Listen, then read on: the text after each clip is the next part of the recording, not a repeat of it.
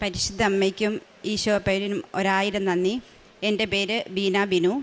ഞാൻ Changanassery cent Thomas ചർച്ചിൽ നിന്ന് വരുന്നു. ഞാൻ കഴിഞ്ഞ 22 വർഷമായി ഗൾഫിലാണ്.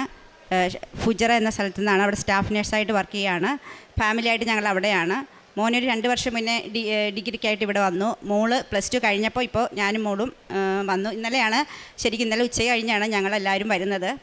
ശരിക്കും ഞങ്ങളുടെ പെട്ടി പോലും പൊട്ടിച്ചിട്ടില്ല. ഫസ്റ്റ് അമ്മയുടെ അടുത്ത് വന്നിട്ട് ഈ മെയ് മാസം തന്നെ എനിക്ക് അമ്മയുടെ സന്നിധിയിൽ നിന്ന് സാക്ഷ്യം പറയാമെന്നുള്ളത് വലിയ ആഗ്രഹമായിരുന്നു. അതിനനുവദിച്ച അമ്മയ്ക്കും ഈശോപ്പനും ഒരായിരം നന്ദി.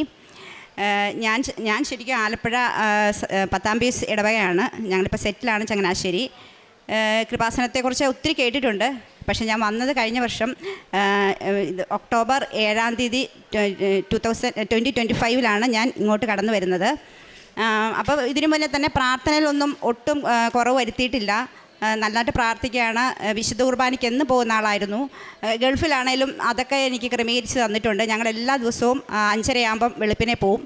പോയതിന് ശേഷം ഹസ്ബൻഡിനും വർക്ക് ഫ്രം ഹോമാണ് മെയിൻലി. അതുകൊണ്ട് പള്ളി പോകുന്നതിന് കുഴപ്പമൊന്നും ഉണ്ടായില്ല. അത് വലിയ ആഗ്രഹമായിരുന്നു ഞങ്ങൾക്ക് അങ്ങനെ പോകണമെന്നുള്ളത്. അത് നമ്മുടെ ഈശോയ്ക്ക് വേണ്ടി ആഗ്രഹിക്കുമ്പോൾ ഈശോ അത് ക്രമീകരിച്ച് തരും. അതനുസരിച്ച് എല്ലാ ദിവസവും 5:30 പള്ളിയിൽ പോവും. വൈകുന്നേരം വന്നതിന് ശേഷം എനിക്ക് ഫ്ലെക്സിബിൾ ടൈമുണ്ട് 7 to 8. അപ്പോൾ ഈ സമയത്ത് എനിക്ക് സൈൻ ചെയ്താൽ മതി. ഞാൻ ഹോസ്പിറ്റലല്ല, സോഷ്യൽ സർവീസ് ഡിപ്പാർട്ട്മെൻറ്റാണ്, ഗവൺമെൻറ് സർവീസിലാണ് വർക്ക് ചെയ്തത്. അപ്പം എനിക്ക് ഉച്ചവരെ ഡ്യൂട്ടിയുള്ളൂ. വീക്കിലി 3 days അവധിയാണ്. അപ്പോൾ അങ്ങനെ ദൈവം എല്ലാം ക്രമീകരിച്ച് വന്നു. അപ്പം കൃപാസനത്തിലേക്ക് കടന്നു വരാൻ ഉണ്ടായ കാര്യം, അപ്പം ഞാൻ ഇവിടെ തന്നെ ആലപ്പുഴയിൽ തന്നെയുള്ള ഒരു മാതാവിൻ്റെ തന്നെ ഒരു പള്ളിയുമായിട്ട് വളരെ അടുത്ത് പ്രവർത്തിക്കുന്ന വ്യക്തിയാണ്. അവിടുത്തെ അച്ഛനുമായിട്ട് നല്ല പേഴ്സണലി നല്ല ബന്ധമാണ്. അപ്പോൾ അവിടെ മാതാവ്, ഇവിടെയും മാതാവ്. അപ്പം പിന്നെ ഞാൻ പ്രാർത്ഥിക്കുന്നുണ്ട്. എല്ലാ കാര്യങ്ങളും ദൈവം ഒന്നിനും കുറവ് വരുത്തിയിട്ടില്ല. കൃപാസനത്തിലേക്ക് കടന്നു വരുന്നത് എന്തെങ്കിലുമൊക്കെ ബ്ലോക്ക് ആയിരിക്കുന്നവരല്ലേ. എന്നെ സംബന്ധിച്ച് എനിക്ക് ഒന്നിനും ബ്ലോക്കില്ല. ദൈവം അനുഗ്രഹിച്ച് നല്ല സാലറി ഉണ്ട്, നല്ല ജീവിതാന്തരീക്ഷം, നല്ല ജീവിത പങ്കാളി, നല്ല മക്കൾ, പിന്നെ കുഴപ്പമില്ല, അങ്ങനെ പോകുന്നു. പക്ഷേ അങ്ങനെ എല്ലാ കാര്യങ്ങളും ബ്ലോക്കായിട്ടിരിക്കുമ്പോൾ നമ്മളിലേക്ക് തുറക്കുന്ന ഒരു ഓപ്പണിംഗ് ആണ് ശരിക്കും കൃപാസനം. അപ്പോൾ എനിക്ക് എൻ്റെ ജീവിതത്തിൽ അങ്ങനെയൊന്നും ഉണ്ടായി. കാരണം ഞങ്ങൾ 2023 ഒരു ഭവന പണി ഏൽപ്പിച്ചിരുന്നു. അന്ന് ഞങ്ങൾ അങ്കമാലിലാണ്. അവിടെയായിരുന്നു ഞങ്ങളുടെ കുടുംബം. അമ്മ മരിച്ചതിന് ശേഷമാണ് ഞങ്ങൾ ചങ്ങനാശ്ശേരി സെറ്റ് ആവണത്. അപ്പോൾ അവിടെ അന്ന് കുറച്ച് സ്ഥലം ഉണ്ടായിരുന്നു, കുടുംബ വീടല്ലാതെ. അപ്പോൾ അവിടെ സ്ഥലം പോകുന്നില്ല. അപ്പോൾ അവിടെ ഒരു വീട് പണിതിട്ട് സ്ഥലം കൊടുക്കാമെന്ന് വിചാരിച്ചു. അങ്ങനെ ഞങ്ങളൊരു കോൺട്രാക്ടർ ബേസിൽ 8 മാസത്തെ കോൺട്രാക്ടറിനാണ് ഞങ്ങൾ ഏൽപ്പിച്ചത്. പക്ഷേ 8 മാസമൊന്നല്ല, 3 വർഷം കഴിഞ്ഞിട്ടും ആദ്യത്തെ ഫസ്റ്റ് 3 മാസം സ്ട്രക്ചർ വർക്ക് ഫാസ്റ്റായിട്ട് പോയി. പിന്നെ ഞങ്ങൾ പൈസ അങ്ങോട്ട് അയച്ചു കൊടുക്കുന്നുണ്ടായിരുന്നു. പൈസ അയച്ചു കൊടുക്കുന്നുണ്ട്. പക്ഷേ ഞങ്ങളുടെ പൈസ പോയത് ഞങ്ങളുടെ സൈറ്റിലേക്കല്ല, വേറെ സൈറ്റിലായിട്ടാണ് പോയത്. പക്ഷേ എൻ്റെ ഹസ്ബൻഡ് ഞങ്ങൾക്ക് നല്ല പുള്ളിയോട് നല്ല ട്രസ്റ്റായിരുന്നു. അങ്ങനെ നമ്മൾ ചീറ്റ് ചെയ്യത്തില്ലെന്ന് വിചാരിച്ചു. പക്ഷേ 1 വർഷം 2 വർഷമൊക്കെ പറഞ്ഞു ഞങ്ങൾ പോകാമെന്ന് പറഞ്ഞു. പിന്നെ ഞങ്ങളങ്ങനെ എല്ലാവരും പറഞ്ഞ് കേസിന് പോകണം, അത് പറഞ്ഞു. പക്ഷേ ഞങ്ങൾ വചനം പറഞ്ഞ് പ്രാർത്ഥിച്ചതിന് ശേഷമാണ് നമ്മൾ കൊടുത്തത്. അപ്പോൾ ഞാൻ ഈശോയോട് പറയും, ഈശോ ഞാൻ നിന്നല്ലേ ഏൽപ്പിച്ചത്, ഞാൻ മറ്റുള്ളവരിലല്ലേ ഏൽപ്പിച്ചത്. പക്ഷേ എന്ത് തന്നെയാലും അത് ബ്ലോക്കായിപ്പോയി. പിന്നെ അവസാനമൊക്കെ പുള്ളിയിൽ നിന്ന് ഒരു റെസ്പോണ്ടും ഇല്ല. നോക്കണം, ഞങ്ങൾക്ക് ഇവിടെ ആരും നോക്കാനും ഇല്ല. അങ്ങനെ ഞങ്ങൾ ഇവിടെ വന്നു, കൃപാസനത്തിൽ വന്നു. അപ്പോൾ ഞാൻ പറഞ്ഞു എനിക്ക് മാതാവ് തോന്നി കൃപാസനത്തിൽ പോകണമെന്ന് തന്നെ. അങ്ങനെ ഞാൻ കൃപാസനത്തിൽ വന്നു. ഈ ഒക്ടോബർ 2025 ഒക്ടോബർ 7-ാം തീയതിയാണ് ഞാനിവിടെ വരുന്നത്. നെക്സ്റ്റ് ഡേ അപ്പോൾ ഞാനും മോൻ ഇവിടെ ഉണ്ട്. ഹസ്ബൻഡും മോളും ഗൾഫിൽ തന്നെയായിരുന്നു. ഞാനിവിടെ വന്നു, ഉടമ്പടി എടുത്തു. നേർച്ച വസ്തുവായിട്ട് നെക്സ്റ്റ് ഡേ ഞാനും മോനും ഞങ്ങൾ ഭവനം പണിയുന്ന സ്ഥലത്ത് പോയി. ഞങ്ങളവിടെ എന്നിട്ട് വീടിൻ്റെ അകത്ത് അപ്പം സ്ട്രക്ചർ വർക്ക് മാത്രമേ നടന്നിട്ടുള്ളൂ. അത് പായൽ പിടിച്ചു, വൈറ്റ് വാഷൊക്കെ ചെയ്ത് മൊത്തം പായൽ പിടിച്ചിട്ടുണ്ടായിരുന്നു. ഈ ഒരു അവസ്ഥയാണ്. കാരണം പാമ്പും അടുത്ത ആളുകൾക്ക് അവരുടെ ഒരു ബുദ്ധിമുട്ട് കൊണ്ടാണ് ഞങ്ങൾക്ക് ഭയങ്കര ടെൻഷനായത്. കാരണം നിയർ ബൈ ആളുകളൊക്കെ പറഞ്ഞു പാമ്പ് കയറുന്നു. കാരണം അത്യാവശ്യം നല്ല വീടായിരുന്നു. പക്ഷേ ഈ അവസ്ഥയിലായപ്പോഴത്തേക്ക് എല്ലാവരും പറഞ്ഞു, നെയ്ബേഴ്സൊക്കെ പറഞ്ഞു പാമ്പ് കയറുകയാണ്, നിങ്ങൾ എങ്ങനെയെങ്കിലും ഇത് തീർക്കുക. പക്ഷെ ഞങ്ങൾ ഇയാൾ വരുമെന്ന് പറഞ്ഞിരുന്നു. എനിവേ ഞങ്ങൾ ഞാനും മോനും കൂടെ പോയി ഈ മാതാവിൻ്റെ ഈ നേർച്ച വസ്തു ഉപ്പ് എല്ലായിടത്തും ഇട്ടു. ദ തേർഡ് ഡേ ശരിക്കും ഭയങ്കര ഒരു അതിശയം.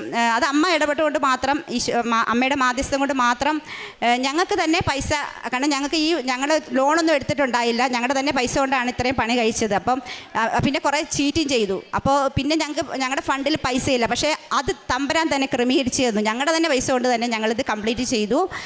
പിന്നെ ആദ്യമൊന്നും ഇദ്ദേഹത്തിൻ്റെ ഒരു റെസ്പോണ്ടും ഇല്ല. പക്ഷേ പിന്നെ ഇപ്പം നല്ല റെസ്പോണ്ടുണ്ട്, ഞങ്ങളുടെ പൈസ തരുമെന്നാണ് പറയുന്നത്. അപ്പോൾ ഇത് മാതാവിൻ്റെ വലിയൊരു ഇടപെടൽ കൊണ്ട് മാത്രം സംഭവിച്ചതാണ്. ഞാൻ മാതാവിനും ഈശോയ്ക്കും 1000 നന്ദി പറയുന്നു. പിന്നെ അടുത്തത്, എനിക്ക് വലിയൊരു ആഗ്രഹമായിരുന്നു. ഞാൻ അവിടെ നേഴ്സസ് മിനിസ്ട്രി എന്ന് പറഞ്ഞ നേഴ്സുമാർക്ക് ഒരു മിനിസ്ട്രി ഉണ്ട്. അപ്പോൾ അതിൽ ഞാൻ പ്രവർത്തിക്കുന്ന പറഞ്ഞാൽ അതിലൊരു ഫൈനാൻഷ്യൽ കൈകാര്യം ചെയ്ത് അത് ഇൻ്റർസെഷൻ പ്രയറൊക്കെ ആയിട്ട് പോകുന്ന ആളാണ്.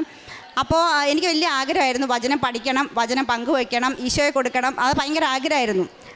ഞാൻ ശരിക്കും നാട്ടിൽ വെച്ചിട്ട് ഡെയിലി പള്ളി പോകാത്ത ആളായിരുന്നു. പക്ഷേ അവിടെ ചെന്ന് നേഴ്സസ് മിനിസ്ട്രി വന്നപ്പം ഇങ്ങനെ പ്രാർത്ഥിക്കാനൊക്കെ പഠിച്ചു. പക്ഷേ വചനം പഠിക്കണം, വചനം പറയണമെന്നുള്ള എൻ്റെ വലിയൊരു ആഗ്രഹമായിരുന്നു. അപ്പം ഞാൻ ഈ ഉടമ്പടി എടുക്കുന്നതിൻ്റെ ഒരാഴ്ച മുന്നേ ഇവിടെ വന്ന് അമ്മയുടെ ഒരു ചികിത്സയ്ക്കായിട്ട് വന്നതാണ്.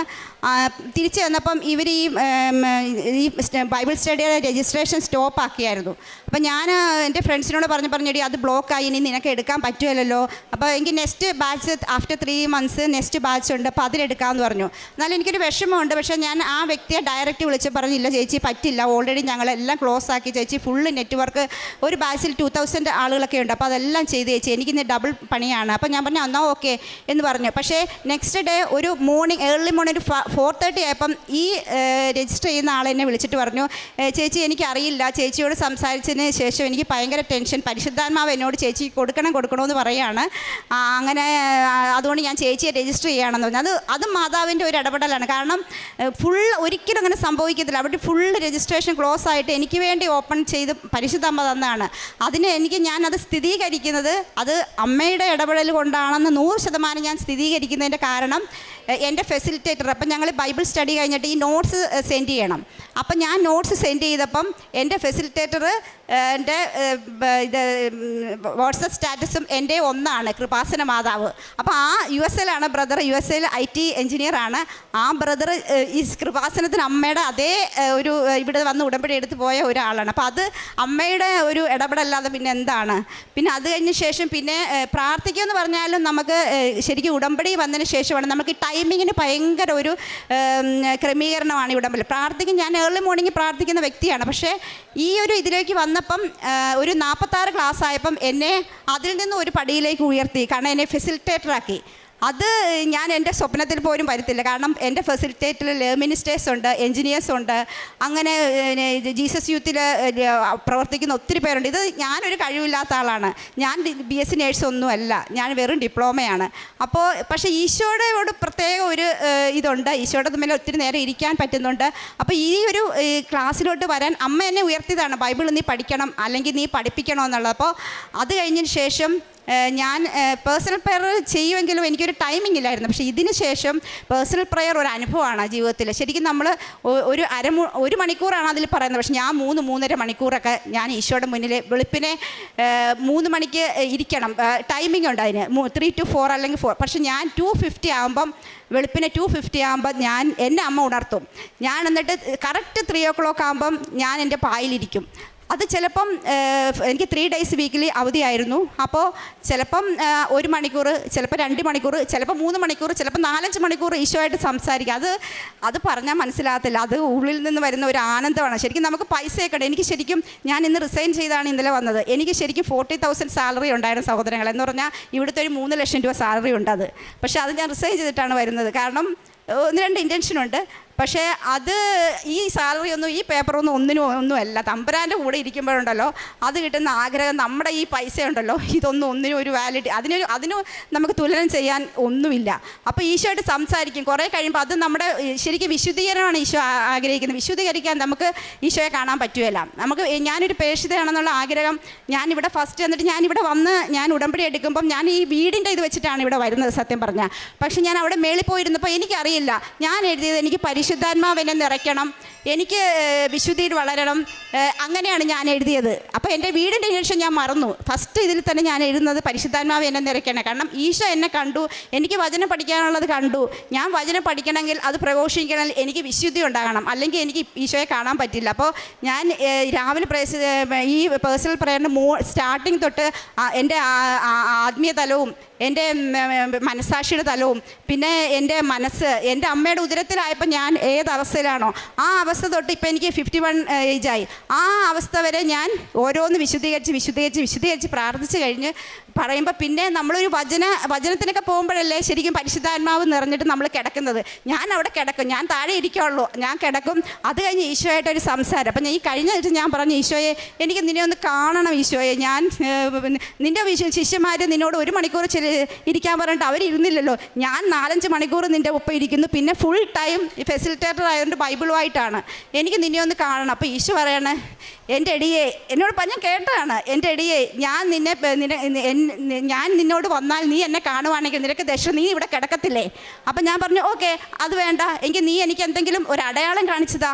അപ്പം കൊടുങ്കാറ്റടിക്കുന്ന പോലെ ഒരു കാറ്റ് എൻ്റെ ചെവിയിൽ വന്നിട്ട് എൻ്റെ ചെവി അടഞ്ഞുപോയി. അപ്പം എനിക്ക് അപ്പം ഞാൻ പറഞ്ഞു ഓക്കെ ഈശോയെ, ഞാൻ എവിടെ പോയാലും ഈശോയെ ഞാൻ പോവുകയാണ്, എനിക്ക് വലിയ പ്രാർത്ഥനയൊന്നുമില്ല, അമ്മേ പോവുകയാണ്, എല്ലാം നീ തന്നെ ഞാൻ തന്നിട്ടുണ്ട്, നീ ചെയ്തോണം, അങ്ങനെ പറഞ്ഞാൽ പോകുന്നത്.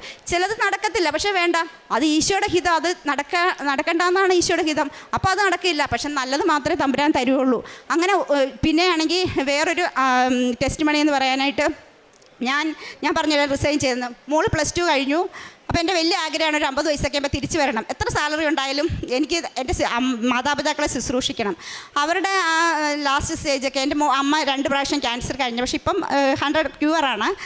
എന്നാലും എനിക്ക് മോളിൽ +2 കഴിഞ്ഞവരെ അവിടെ നിൽക്കാൻ താല്പര്യമുള്ളൂ. ഇവിടെ വരുമ്പം അമ്മയെ അച്ചാച്ചനെ കൂടെ നോക്കണം എന്നൊക്കെയുള്ള വലിയ ആഗ്രഹമാണ്. പക്ഷേ ഇത് എല്ലാവർക്കും ആഗ്രഹം ഉണ്ടെങ്കിലും നടക്കുന്നത് ഇതാണ്. പക്ഷേ അതിന് വേണ്ടിയിട്ട് എനിക്ക് അതിനെല്ലാം സാഹചര്യം, കാരണം ഞാൻ ഈശോയെ കൊടുക്കണം, ഈശോ അറിയണം. നമ്മൾ മാതാപിതാക്കളെ നമ്മൾ ശുശ്രൂഷിക്കുമ്പോൾ അത് ഈശോയുടെ ഇന്നത്തെ കാലത്ത് എല്ലാവരും അവിടെ ഇവിടെ ഹോം നേഴ്സിന് എനിക്ക് വേണേൽ ഒരു ഹോം നേഴ്സ് നിർത്താം, അത് വേണ്ട, ഞാൻ ചെയ്യണം. എന്നെ അമ്മ ഹോം നേഴ്സിന് നിർത്തിയല്ലോ എന്നെ നോക്കിയത്, അവരുടെ അത് നമ്മളെ കഷ്ടപ്പാടെല്ലാം സഹിച്ചു. അപ്പോൾ എനിക്കും തിരിച്ചു വേണമെന്ന് ഭയങ്കര ആഗ്രഹമായിരുന്നു.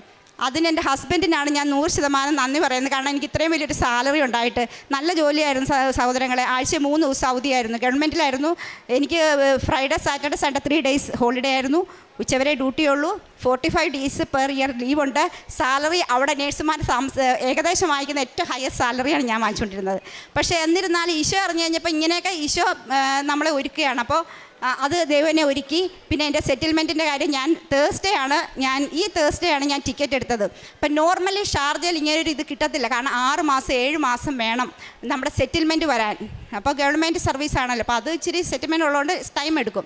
അപ്പം ഞങ്ങൾക്ക് ഇപ്പം അവിടെ അറിയാമല്ലോ, നമുക്ക് മിസൈൽ ഇതിൻ്റെയൊക്കെ ഉണ്ട്. അപ്പം ഞങ്ങൾക്ക് ഒരു മാസം നിന്നായിരുന്നു, 2 വീക്സൊക്കെ വലിയ കുഴപ്പമില്ല. ഇപ്പോൾ 3 ഡേയ്സ് പിന്നെയും ഒരു മിസൈൽ ആക്രമണം ഉണ്ടായി.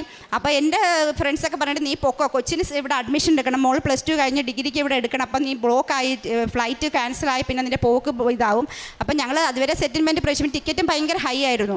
അപ്പോൾ എടുക്കാമെന്ന് പറഞ്ഞിരുന്നു. പക്ഷേ തേഴ്സ്ഡേ ആയപ്പോൾ തേഴ്സ്ഡേ ഇങ്ങനെ അതിന് മുന്നത്തെ ദിവസം ഇങ്ങനെ മിസ് ചെയ്തപ്പോൾ തേഴ്സ്ഡേ ആയപ്പോൾ ഞാൻ ബിച്ചിനോട് പറഞ്ഞു നമുക്ക് ടിക്കറ്റ് എടുത്തേക്കാം, സെറ്റിൽമെൻറ്റ് അത് തമ്പുരാൻ ആ സമയത്ത് നമ്മുടെ ക്രെഡിറ്റ് ആയിക്കോളും, എനിക്ക് ഇവിടെ നാട്ടിൽ നിന്നാലും അത് ഫോർവേഡ് ചെയ്യാം. അങ്ങനെ വിചാരിച്ചു. അങ്ങനെ തേഴ്സ്ഡേ ഞാൻ പേഴ്സണൽ പ്രയറിന് ഞാൻ ഇങ്ങനെ ഇച്ചിരി ഒരു വിഷമം, ഈശോയെ ഞാൻ പോവാണ് ബാക്കിയുള്ളതിന്. അപ്പം എനിക്കൊരു വചനം ഈശോ തരികയാണ്, ഞാൻ നിന്നെ അനാഥയായി വിടുകയില്ലെന്ന്. അത് ശരിക്കും ഞങ്ങൾ എന്നിട്ട് ബുധനാഴ്ചയാണ്. വ്യാഴാഴ്ചയായപ്പം ഞാൻ അങ്ങനെ ഓഫീസിൽ പോയി ബൈ പറയാനായിട്ട്. എനിക്ക് ശരിക്കും ഭയങ്കര വിഷമം എന്ന് പറഞ്ഞാൽ അറബികളാണെങ്കിലും എന്നോട് ഫ്രണ്ട്ലി ആണ് അവർ.